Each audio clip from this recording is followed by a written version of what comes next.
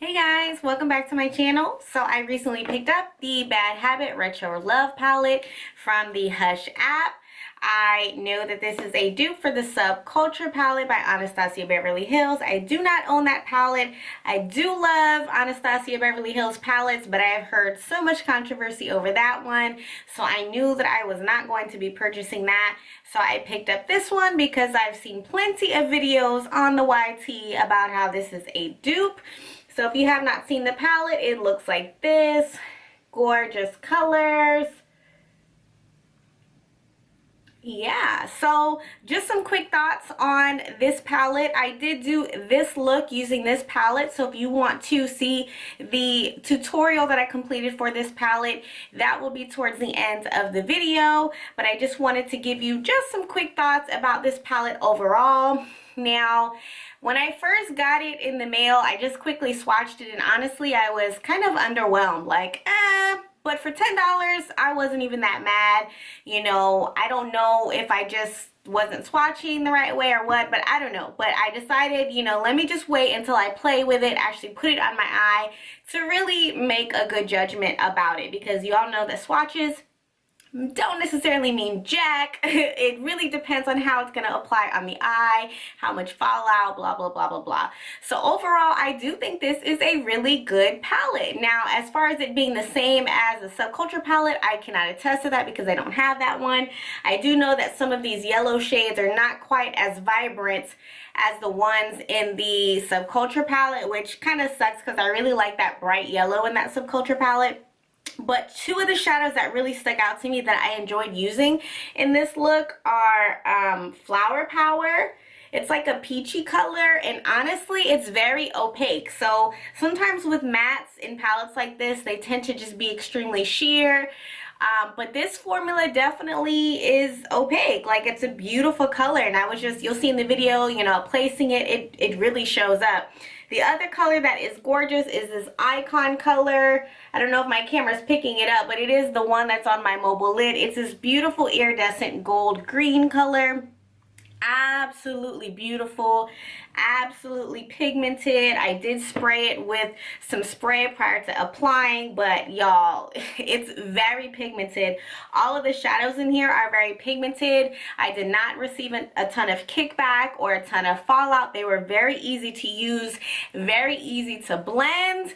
Overall, I'm definitely impressed.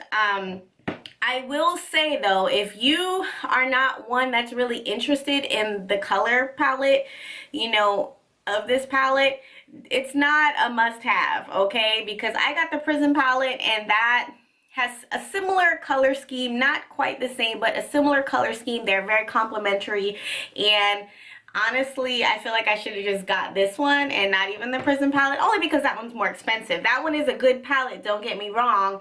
It's just that you have to really be drawn to this color scheme to really enjoy this palette.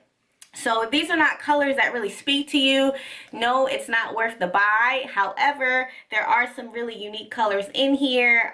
It definitely reminds me of fall. It's a very unique retro palette. It definitely is good for my purchase. I don't feel cheated out of my $10 whatsoever. Again, in my last video with the Aphrodite palette, I explained that you can download the Hush app on iPhone only and receive free shipping, or you can go to shophush.com to purchase it that way. I'm looking forward to the upcoming Athena palette that is supposed to be the dupe for the Huda Beauty Desert Rose palette, which I heard is beautiful, so I'm looking forward to that one. But overall, y'all, yes, the Bad Habit Retro Love palette is definitely a good palette if you are really intrigued by these colors. The quality is definitely superb. You will not regret your purchase. Yeah, so if you want to see how I got this face using this Retro Love palette, then just stay tuned. If you are not already subscribed to my channel, make sure you click that button down below.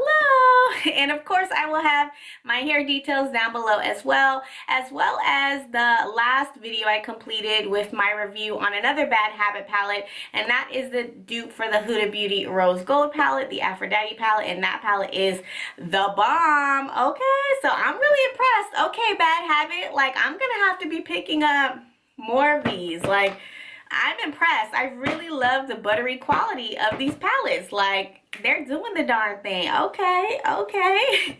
Anyways, guys, on to the tutorial. Alright guys, first going in with that color Rock and Roll, which is a pretty plum color, and I'm taking a Bobbi Brown definer eyeliner brush. It's almost like a lip pencil or a lip brush, and I'm really carving out that crease shape and also carving out my outer V. In general, I'm using a lot of small and defined brushes for this look. And now I'm taking a small angled brush that has a little bit of fluff to it, and I'm brushing upwards to try to diffuse some of that harshness from that line I just drew in, just to blend it out a little bit. Then I'm going to go in with that peach color in the palette, Flower Power. It's very opaque, and I'm going to blend that slightly below Rock and Roll just to give a little bit of contrast there.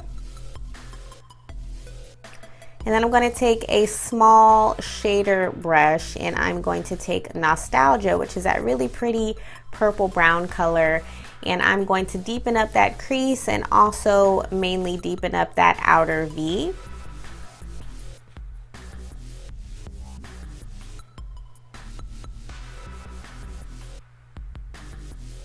Now I'm going to go back and forth between Rock and Roll and Nostalgia and just kind of build up that crease color. I really want it to look plum, but I also want it to be smoked out with that Nostalgia. So I just kind of go back and forth until it's built up the way I like. And now I'm cutting my crease with my MAC Studio Finish concealer Studio Fix concealer? Ooh, I don't know which one. My concealer in NC45. Cutting that crease. All products will be listed down below, of course. And then I'm taking that really shimmery color, that green gold color icon, after spraying it to intensify it. And y'all, this camera is not doing this color any justice. It is very, very, very pretty. Definitely love that. And to blend those two edges together between the icon and the Nostalgia, I'm taking both the yellowish colors from the palette, Rebel and Fab, on an angled brush and just kind of focusing on that space in between those two colors. And I also did pop on the color Peace, which is just like a neutral eggplanty color, not eggplant. What color? Eggshell? Just the neutral color in the palette, Peace. I popped that on my brow bone as well. Popped on these Amazon lashes and Inglot gel liner on my waterline and created some wings. Now I'm just cream contouring and highlighting. I used Tarte Santan and LA Girl Beautiful Bronze. Setting that with the Ulta Banana Powder and MAC Blunt as my contour.